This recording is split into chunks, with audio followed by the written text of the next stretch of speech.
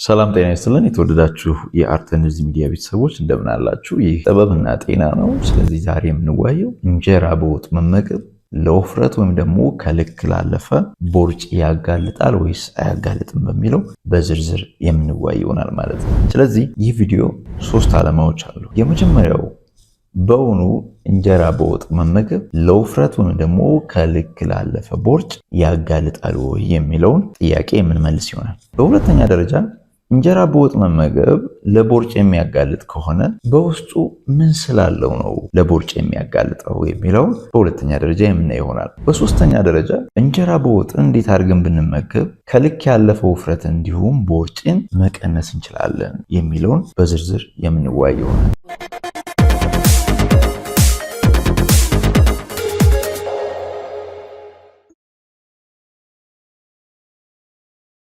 እንጀራ ዘውትር የሚመገቡ ሰዎች ምንም አይነት ኢነርጂ የሌለው ምግብ ራፌጅ ጠቃሚ ኒውትሪሽናል ቫልዩ የሌለው ምግብ አካል እንደሆነ እንዲሁም ነጮቹ ያለ ምግብ የሚኖሩ ኢትዮጵያውያን ብለው እንደሚያስቡ ሁላ ነው በልጅነታችን ሲነገርን የመጣው ማለት ነው። ስለዚህ ይሄ ደግሞ አሁን ካደጉ በኋላ ሰዎች ውፍረት በሚያጋጥማቸው ጊዜ እኔ የምመገበው እንጀራ በወጥ ብቻ ነው፣ እንደ ሀብታም ጮማ ያለው ጮማን መገብ፣ እንደ ሀብታም የተመጣጠነ ምግብ አልበላ፣ እንደ ሀብታም በፕሮቲን የበለጸገ ምግብ አልመገብም፣ ስለዚህ እንጀራ በወጥ ብቻ በመብላቴ እንዴት ልወፍር እችላለሁ ብለው ሰዎች ለራሳቸው ጥያቄ ያነሳሉ። ይህ በአሁኑ ደግሞ በትክክል ውፍረትን ተከትሎ የሚመጡ ቦርጭንና ቦርጭን ተከትሎ የሚመጡ የጤና እክሎችን ለመታገል እጅግ ፈታኝ የሆነ አመለካከት ነው ማለት ነው። እንጀራን የሚመገቡ ስለዚህ በየት በኩል ነው ቦርጭ ላወጣ የምችለው?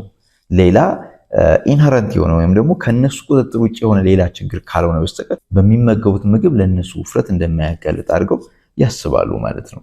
ስለዚህ ወደ መጀመሪያው ጥያቄ ስንመለስ እንጀራ በወጥ መመገብ ለውፍረት ወይም ደግሞ ለቦርጭ ያጋልጣል ወይ ነው? ደፍነትሊ ብዙ ጊዜ እንጀራ በወጥ አዘውትረው የሚመገቡ ሰዎች ለቦርጭ ይጋለጣሉ። ስለዚህ ስትሬት ፎርዋርድ የሆነው መልስ እንጀራ አዘውትሮ መመገብ ለቦርጭ ያጋልጣል ካል እንጀራ በውስጡ ምን ስላለው ነው ለውፍረት ወይም ደግሞ ለቦርጭ የሚያጋልጠው ስንል በማይክሮኒውትረንት ደረጃ ያለውን ኒውትሪሽናል ኮምፖዚሽኑን ማየት እንችላለን ማለት ነው። እንጀራ በወጥ አዘውትሮ መመገብ ለቦርጭ የሚያጋልጥ ከሆነ እንጀራ በውስጡ ምን ስላለው ነው ለቦርጭ የሚያጋልጠው የሚለውን መወያየት እጅግ በጣም ኤሴንሻል ነው ማለት ነው። ስለዚህ አጠቃላይ እንጀራ በማይክሮኒውትረንት ደረጃ ያለውን ኮምፖዚሽን በምናይበት ጊዜ ኃይልና ሙቀት ሰጪ ስብጥሩን ወይም ኮምፖዚሽኑን በምናይበት ጊዜ 74.6% የሚሆነው የእንጀራ ክፍል የያዘው ካርቦሃይድሬት ነው ማለት ነው። ይህ ነው እንግዲህ ትልቁ ችግር ማለት ነው። አብዛኛው እንጀራ የሚሰጠን የኢነርጂ መጠን ካርቦሃይድሬት ስላለው ነው ማለት ነው። ይህ ከፍተኛ የሆነ ካርቦሃይድሬት ለቦርጭ ያጋልጣል ማለት ነው። ይህም በዝርዝር መነጋገር ያስፈልጋል ይመስለኛል። ምክንያቱም ካርቦሃይድሬት ማለት ስኳር ማለት ነው። የስኳር መጠኑ ከፍተኛ ነው እንጀራ ማለት ነው በሌላ አነጋገር። ስለዚህ እንጀራ በወጥ አዘውትሮ የሚመገቡ ሰዎች በቀን 3 ጊዜ ሌትሳይ ወይም ከዛም በላይ የሚመገብ ሰው ካለ በቀን 3 ጊዜ በሚመገብበት ጊዜ በተመገበ ሰዓት በ2-3 ሰዓት ውስጥ በሰውነት ውስጥ የሚኖረው የስኳር መጠን በከፍተኛ ሁኔታ ይጨምራል። ሱገር ግልኮስ የምንለው እንዲሁም ሌሎች ሲምፕል ሱገር የምንላቸው ስኳሮች በሰውነት ውስጥ ይጨምራሉ ማለት ነው። ይህ የስኳር መጨመር አደገኛ የሆነውን የስቶሬጅ ሆርሞን ወይም ደግሞ ፋት በሰውነታችን ጮማ በሰውነታችን እንዲጠራቀም የሚያደርገውን ሆርሞን እንዲመነጭ ያደርጋል ማለት ነው። ያ ሆርሞን ኢንሱሊን ይባላል። ስለዚህ ኢንሱሊን የሚመነጨው በሰውነታችን ውስጥ የስኳር መጠን ሲጨምር ነው ማለት ነው። የስኳር መጠን ከሚጨምሩ ምግቦች ውስጥ አንደኛው እንጀራ በወጥ ነው እያልኳችሁ ነው ማለት ነው። ስለዚህ የስኳር መጠን በሚጨምርበት ጊዜ ሰውነት ኢንሱሊንን በማስመንጨት ይህን ስኳር ከሰውነት ወይም ደግሞ በደም ስር ውስጥ ያለውን የስኳር መጠን ቀንሰ ወደ ጮማ ከረጢት ክተትልኝ የሚል ሲግናሊንግ ነው የሚፈጠረው ማለት ነው። ስለዚህ ኢንሱሊን ያን ስኳር ያወጣና ወደ ጮማ ከረጢቶች ወደ ፋት ቀይሮ ያስቀምጣቸዋል። ስለዚህ ቦርጭ በዚህ መንገድ ዴቨሎፕ ይደረጋል ማለት ነው። በሁለተኛ ደረጃ እንጀራ በወጥ መመገብ ከስኳር መጠኑ ባሻገር ሰዎች በተለይ በአሁን ዘመን ያለ ሰው ብዙ ጊዜ እንግልት የሌለው ሰው ነው። ጠዋት ተነስቶ በታክሲ ተጠቅሞ ኦፊስ ቁጭ ብሎ ነው የሚውለው። ከኦፊስ ወደ ምሳ በታክሲ ነው የሚሄደው።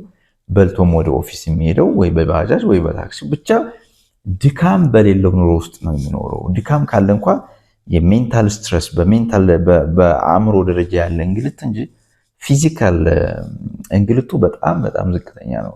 ስለዚህ እንጀራ በወጥ የሚሰጠን ኤነርጂ ትንሽ እንኳ ቢሆን እኛ ኤክስፔንድ የምናደርገው ኤነርጂ ወይም ደግሞ የምናቃጥለው ኤነርጂ ከሚያስፈልገን እኛ ኤክስፔንድ የምናቃጥለው ኤነርጂ ዝቅተኛ በመሆኑ ትንሽ የበላናት እንጀራ በወጥም በጮማ መልክ የጮማ ከረጢት ውስጥ ይከማቻል ማለት ነው። ስለዚህ ምን እያልኩ መሰላችሁ? የምንመገበው ኤነርጂ እና የምናስወጣው ኤነርጂ ካልተመጣጠነ ሰውነታችን ስማርት ስለሆነ የሚያስፈልገውን የኤነርጂ መጠን ተጠቅሞ የማያስፈልገውን ደግሞ በሚያስፈልገው ጊዜ እንዲጠቀም በጮማ ከረጢት መሰረት ያስቀምጠዋል።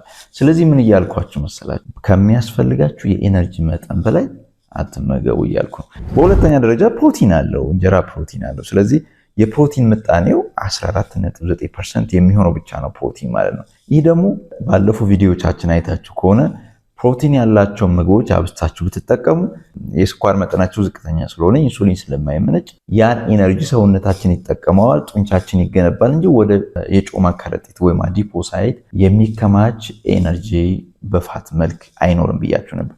ነገር ግን በእንጀራ ውስጥ ያለው የፕሮቲን መጠን አይታችሁት ከሆነ በጣም ዝቅተኛ ነው፣ 14.9% ነው። ሌላው የጮማ ወይም ደግሞ የፋት መጠኑ ነው፣ ሊፒድ የሚባለው። ስለዚህ እንጀራ 3% የሚሆነው ኮምፖዚሽኑ ጮማ ነው ማለት ነው።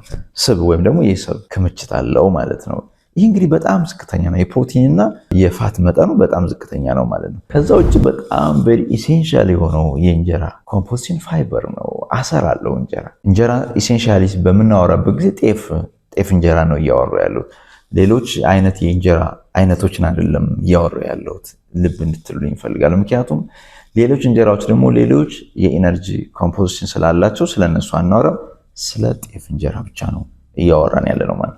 ስለዚህ አንድ የጤፍ እንጀራ 7.5% የፋይበር ክምችት አለው ማለት ነው። ከዚህ ባሻገር እንጀራ ካርቦሃይድሬት አለው ብያቸዋለሁ፣ ፕሮቲን አለው ብያቸዋለሁ፣ ፋት አለው ብያቸዋለሁ፣ ፋይበር አለው ብያቸዋለሁ። ይህ ፋይበር በጣም የሚፈለገው ኢሴንሻል የሆነው ነው። ምክንያቱም ይህ ፋይበር ለብዙ መንገዶች ይጠቅማል። በተለይ ፋይበር 3 ጥቅም ነው ያለው። የመጀመሪያው የጤናማ የሆነ የጂአይ ሲስተም እንዲኖረን ሰገራ እንዲወፍር የሰገራ ሜኪንግ ላይ ጥሩ ጥቅም አለው። ይህም እንግዲህ ለሆድ ድርቀት ላለባቸው ሰዎች ጥቅም አለው ማለት ነው። በሁለተኛ ደረጃ ወደ ሰውነታችን የሚገባው ኢነርጂ እንዲቀንስ ያደርጋል። አብዞርቤሽን ይሄ ከተመገብነ በኋላ ኢንሽሪት ተደርጎ ጠቃሚው ወደ ደም ስር እንዳይሄድ የስርገት ወይም ደግሞ የአብዞርቤሽን መጠኑ ስለሚቀንስ በዚህም ፋይበር በጣም ኢሴንሻል ነው ማለት ነው። ከዛ ባሻገር ደግሞ እንግዲህ ከካንሰር እና ከተለያዩ በተለይ ኮሎሬክታል ካንሰር የሚባለው የትልቅ አንጀትና የፊንጢጣ አካባቢ የሚነሱ ካንሰር በሽታዎችን በመከላከል ረገድ ፋይበር በጣም ከፍተኛ የሆነ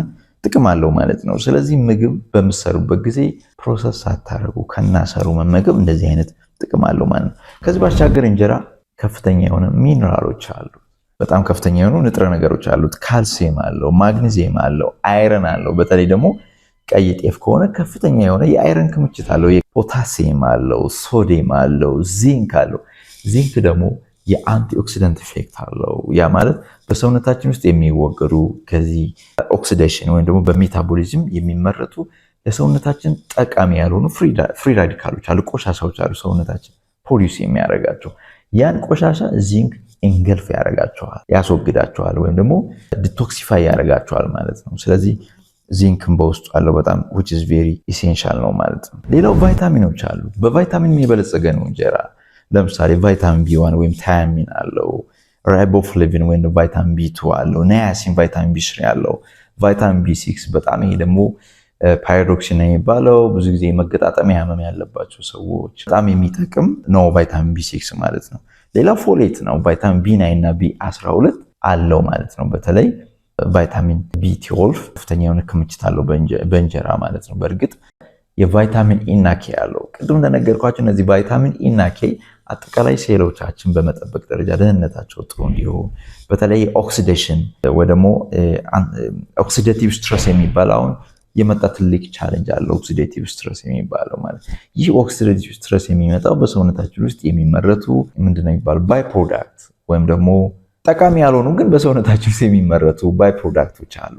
እነዛ ባይ ፕሮዳክቶች ሪሙቭ የሚያደርግልን እነዚህ ቫይታሚን ኢ፣ ቫይታሚን ኤ፣ ቫይታሚን ኬ፣ ቅድም የነገርኳችሁ ዚንክ፣ እንደዚህ አንቲኦክሲደንት ወይም ደግሞ ኦክሲዴቲቭ ስትረስን በመከላከል ውስጥ ሚና አላቸው ማለት። ይህን ካልኩ እንግዲህ እስካሁን የነገርኳችሁ በአንድ እንጀራ ውስጥ ያለውን የኢነርጂ የማይክሮኒውትረንት ኮምፖዚሽን ነው። እስኪ ደግሞ በአንድ ቁርጥ እንጀራ አንድ ቁርጥ እንጀራ 100 ግራም ናት ተብሎ ነው የሚታሰበው እና በአንድ ቁርጥ እንጀራ ውስጥ ምን ያክል ካርቦሃይድሬት አለ ብለን በፐርሰንቴጅ ደረጃ አንድ ቁርጥ እንጀራም ቢሆን ካለው ከአንድ ቁርጥ ውስጥ ከምናገኘው የማይክሮኒውትረንት ኮምፖዚሽን ውስጥ 74% የሚሆነው ካርቦሃይድሬት ነው። 15% ኒርሊ 15% ወይ ደግሞ 11.9% የሚሆነው ፕሮቲን ነው። 3% የሚሆነው ፋት ነው። ከዛ ውጭ 7.5% የሚሆነው ፋይበር፣ የተቀሩት ደግሞ ቫይታሚንና ሚነራሎች ናቸው ማለት ነው። ስለዚህ የኔ ፖይንት በአንድ ቁርጥ ውስጥ አንድ እንጀራ እንግዲህ ኒርሊ ወደ 300 ግራም ይሆናል ተብሎ ነው የሚታሰበው። ስለዚህ 3 ቁርጥ ይሆናል እንጀራ እንግዲህ አንድ መካከለኛ እንጀራ የሆነ ማለት ነው። ምጣዱ መካከለኛ የሆነ 3 ቁርጥ ማለት 300 ግራም ማለት ነው። አንድ ቁርጥ ማለት 100 ግራም ነው። ስለዚህ በ100 ግራም ውስጥ 25 ግራም የሚሆን ካርቦሃይድሬት አለው ማለት ነው። ስለዚህ በአንድ እንጀራ ውስጥ ወይም ደግሞ በ300 ግራም ውስጥ 75 ግራም ካርቦሃይድሬት አለው ማለት ነው። ስለዚህ በአንድ 100 ግራም ውስጥ ወደ 130 የሚሆን ኪሎ ካሎሪ አጠቃላይ ሰውነታችን ኢነርጂ ሊያገኝ ይችላል ማለት ነው። በተመሳሳይ በአንድ ቁርጥ ውስጥ ወይም ደግሞ በ100 ግራም ቁርጥ እንጀራ ውስጥ 5 ግራም ፕሮቲን ብቻ ነው ያለው ማለት ነው። አያችኋል? ትልቁ 25 ግራም የሚሆነው ካርቦሃይድሬት ነው። ለዚህ ነው ለውፍረት የሚያጋልጠው ቅድም በነገርኳቸው ሪዝኒንግ ማለት ነው። ስለዚህ በአንድ እንጀራ ወይም ደግሞ በ300 ግራም ውስጥ ኒርሊ 15 ግራም ፕሮቲን ነው ያለው ማለት ነው። ስለዚህ ሌላው በ100 ግራም ውስጥ 1 ግራም ፋት ወይም ደግሞ የቅባት መጠን አለው። ስለዚህ በአንድ እንጀራ ወይም ደግሞ በ300 ግራም እንጀራ ውስጥ 39 ግራም ኦፍ ፋት ወይም ደግሞ የቅባት መጠን አለ ማለት ነው። ሌላው ፋይበር ነው። በ100 ግራም ውስጥ ወይም ደግሞ በአንድ ቁርጥ እንጀራ ውስጥ 2.5 ግራም ፋይበር አለው። በአንድ እንጀራ ውስጥ ደግሞ አጠቃላይ ኒርሊ 7.5 ግራም ፋይበር ወይም ደግሞ አሰር አለው በአንድ እንጀራ ውስጥ ወይም በ300 ግራም በሚመዝን እንጀራ ውስጥ ማለት ነው። ስለዚህ ይህ እንግዲህ ምንድነው በማይክሮኒውትረንት እና በማይክሮኒውትረንት ሌቭል ደረጃ ያለውን ኒውትሪሽናል ኮምፖዚሽን አስነገርኳችሁ።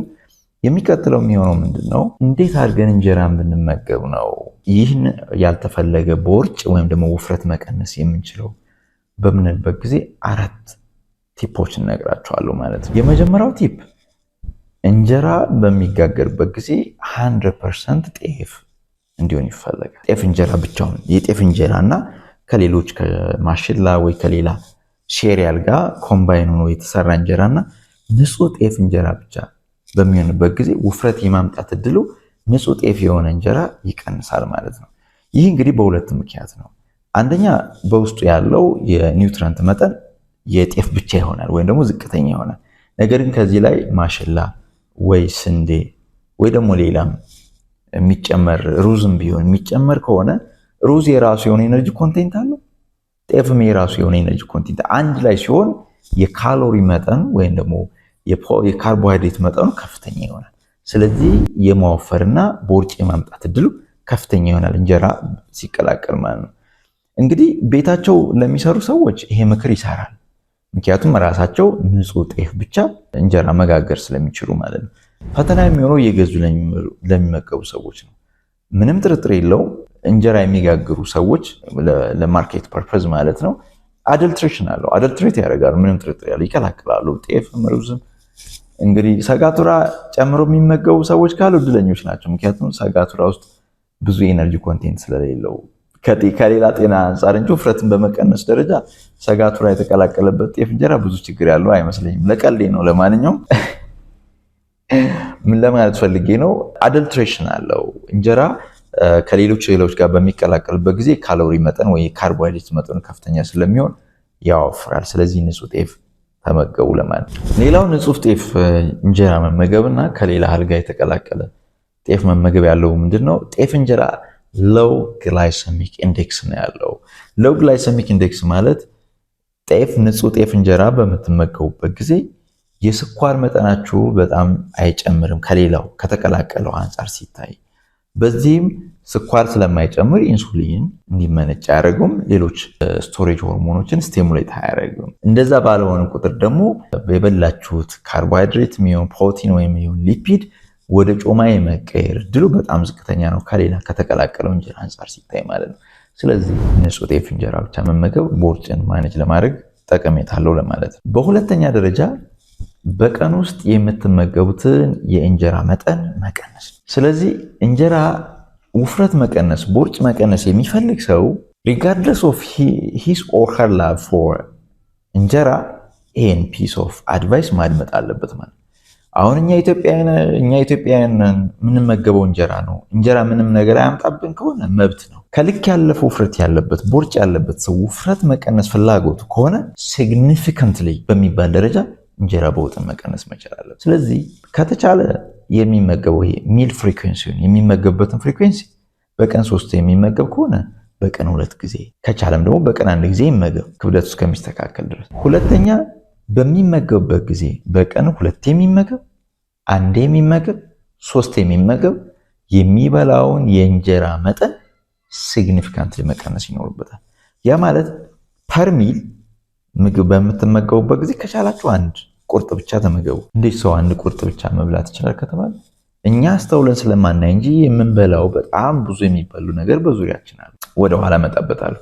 ስለዚህ ዞሮ ዞሮ ምንም ይብላ በሚበላበት ጊዜ ከቻለ 1 ቁርጥ ካልቻለ 2 ቁርጥ።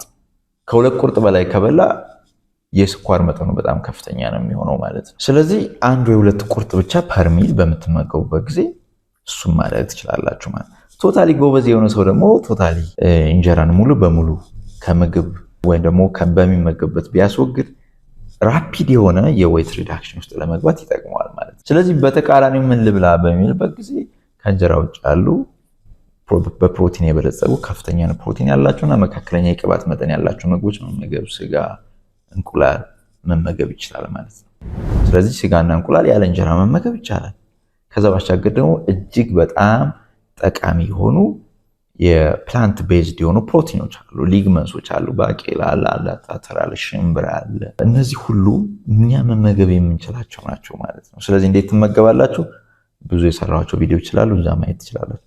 በሶስተኛ ደረጃ እንጀራን ስንመገብ ፔር ማድረግ አለብን። በጥንድ እናውቃለን። እንጀራ በወጥ ብቻ ነው አብዛኛው ሰው የሚመገበው። እንጀራ በወጥ በምንመገብበት ጊዜ ምን ብለናል? 1 ወይ 2 ቁርጥ በፈለጋችሁት ወጥ። ነገር ግን እንጀራ 1 2 ቁርጥ በምንመገብበት ጊዜ ከፍተኛ የሆነ አትክልት መጠቀም መቻል አለብን። በምንመገብበት ጊዜ ራሱ ትንሽ እንጀራ በብዙ አትክልት መመገብ። አሁን ይሄ እንግዲህ እንጀራ የሚያካተትበት ምክንያት ሰዎች የመብላት ፍላጎታቸው ወይም ደግሞ ከልጅነታችን ጋር የተላመደ አብሮን ያደገ ስለሆነ እንጀራ እኔ ለእንጀራ ጥላቻ የለኝም፣ እናንተን አልፕ እያደረኩ ስለሆነ ነው። ስለዚህ ትንሽ እንጀራ በጣም ብዙ አትክልት፣ ትንሽ እንጀራ በሽሮ፣ ትንሽ እንጀራ በምስር ወጥ፣ ትንሽ እንጀራ በስጋ፣ ትንሽ እንጀራ በዶሮ አድርጋችሁ መመገብ። ያማት ዶሮውን ብዙ፣ ስጋውን ብዙ፣ አትክልቱን ብዙ፣ እንጀራውን ትንሽ ማድረግ ይቻላል። በሁለት መንገድ ይጠቅማል። አንደኛ እነዚህ በፕሮቲን የበለጸጉ ምግቦች ለውፍረት አያጋልጣችሁም። ሁለተኛ የመጥገብ ስሜታችሁን ይጨምራሉ። ሶስተኛ እንጀራ የበላና ብዙ ስጋ የበላ ሰው እኩል አይረባው። ስለዚህ በቶሎ ቶሎ የመብላት እድላችሁን ትቀንሳላችሁ። ስለዚህ አንዴ ከበላችሁ በኋላ ረዘም ላለ ጊዜ 10 ሰዓት ከዛ በላይ ልትቆዩ ትችላላችሁ። ስለዚህ ከዚህ በላይ ከቆያችሁ ደግሞ በቀን ምናልባት 2 ወይ 1 ትመገባላችሁ ማለት ነው። ስለዚህ አትክልቱን መብዛት። ሁለተኛ ወጥ አሁን እንጀራው ብቻ አይደለም። እኛ የምንሰራው የኛ የኢትዮጵያን ወጥ ክሽን እርር ብሎ የተሰራ ወጥ ነው። ክሽንና እርር የሚያደርገው ከፍተኛ የሆነ ዘይት እንጠቀማለን፣ ከፍተኛ የሆነ ቅቤ እንጠቀማለን። ካለን የሌለን ድሃ አይነጣም ብትሉ ያለ ዘይት አይበላም። እኛ ኢትዮጵያውያን አጣፍጠን ነው የምንበላው። እንጀራ ደግሞ ባይተሰልፍ በጣም የሚገርም የሚበላ ቶሎ ቶሎ የሚመገብ እንደ አንድ ሰው እኮ በጣም እጅግ በጣም ብዙ እንጀራ መብላት ይችላል፣ ወጡ የሚጣፍጥ እስከሆነ ድረስ። ስለዚህ አሁን ችግሩ ወጡም ላይም ነው ማለት ነው። ስለዚህ አንደኛ ወጥ ማጣፈጣችሁን ተው እስኪ። በቃ ጨው በርበሬ ካለው በጣም መጣፈጥ ብዙ ቅመም መጠቀም ላይ ኖርበት ይችላል። ስለዚህ የዘይት መጠን ቀንሱ፣ የቅቤ መጠን ቀንሱ። ወጣችሁን በጣም አታጠፍጡ። ወጥ በጣፈጠ ቁጥር ሰው ብዙ ይመገባል። እንጀራ በጣም ተበይ የሆነ የምግብ አይነት ነው ማለት ብዙ መመገብ ትችላላችሁ። ሌላው ትኩስ እንጀራና የቆየ እንጀራ መመገብ ያለውን ልዩነት ነው በአራተኛ ደረጃ። ስለዚህ ትኩስ እንጀራ ከምትመገቡ ትኩስ እንጀራ ሰው ሲመገብ ብዙ እንጀራ ይበላል። ያማት ግላይሴሚክ ኢንዴክሱ ከፍተኛ ነው ማለት ነው። በሁለት ምክንያት፣ አንደኛ ብዙ እንጀራ እንበላለን፣ ተበይ ነው ማለት ነው። ትኩስ እንጀራ በጣም ተበይ ነው። ሁለተኛ ትኩስ እንጀራ ቶሎ እንድትጠግብ አያደርግም። ሎው ሳታይት ኢንዴክስ ነው ያለው። በተቃራኒው ውሎ ያደረ ወይም ደግሞ ማለት ትኩስ ያልሆነ መዋል ማደር ላይ ይጠበቅበት ይችላል። ትኩስ ያልሆነ እንጀራ ወይም ስቴል የሆነ እንጀራ በሁለት ደረጃ ጥቅም አለው። አንደኛ ግላይሴሚክ ኢንዴክሱ ዝቅተኛ ነው። ወደ ቶሎ ብላችሁ ብዙ አትመገቡ። ሁለተኛ ነገር ደግሞ እንደበላችሁ ቶሎ ብሎ የስኳር መጠናቸውን በደማችሁ ውስጥ አይጨምርም፣ ኢንሱሊን አይመረትም ማለት ነው። ስለዚህ ወደ ጮማ ስቶር የሚደረግ ኢነርጂ ይቀንሳል። ከትኩስ እንጀራው አንጻር ነው ሪፈረንሳችን ሁልጊዜ ምንድነው? ትኩስ እንጀራ ነው። ስለ ቆየ እንጀራ ስንነጋገር ሁለተኛ የቆየ እንጀራ ወይም ደግሞ ስቴል ነው የሚባለው። ስቴል እንጀራ የሚባለው ሎው ግላይሴሚክ ኢንዴክስ እና ሃይ ሳታይት ኢንዴክስ ነው ያለው። የመጥገብ እድላችሁ አሁን ምክንያቱም ደረቅ እንጀራ የሚመገብ ሰው ቶሎ ነው የሚጠግበው፣ ምንም ጥርጥር የለውም። ይሄኛም ፕራክቲስ እናደርግ የምናውቀው። ስለዚህ ቁርጥ ስታዘጋጁ ትኩስ የሆነ 2 ቁርጥ ከምታዘጋጁ የበረደ 2 ቁርጥ ብትበሉ ቶሎ የመጥገብ እድላላችሁ ማለት ነው። መጥገብ ነው ዋናው ዓላማ ይሄ ስለሆነ፣ ስለዚህ እንጀራን በዚህ መንገድ መመገብ ውፍረትን ለመቀነስ ይጠቅማል ማለት ነው። ስለዚህ እስኪ ያላችሁን ኤክስፒሪየንስ እናንተ እንዴት እንጀራ እንደምትመገቡና ወይታችሁ ማኔጅ እንዳደረጋችሁ ክብደታችሁ እንዴት እንደቀነሳችሁ ኮሜንት ሴክሽን ላይ ብታስቀምጡልን ምናልባት እኔም ሌሎች ሰዎችም ከዚህ ትምህርት ይወስዳሉ ማለት ነው። ዛሬ ቪዲዮ ይሄን ይመስላል። ሰናይ ጊዜ ይሆንላችሁ።